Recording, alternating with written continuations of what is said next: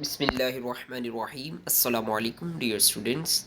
आज के लेक्चर के अंदर हम एक्सरसाइज 1.3 का क्वेश्चन नंबर 5 को डिस्कस करेंगे। The water in world was usually warm during the summer of 2022. The TV news reported the temperature as high as 48 centigrade by using the formula. Find the temperature as Fahrenheit से।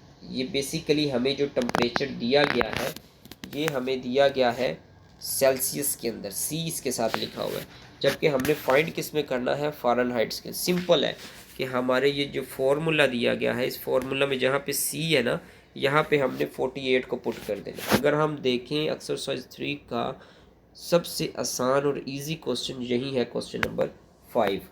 और जब हमने इस फॉर्मूले में सी की value put की 48 को, 48 को पुट किया, 48 को पहले 9 से हमने 9 डिवाइड बाई 5 किया तो हमारे पास आ गया 1.8 आ गया।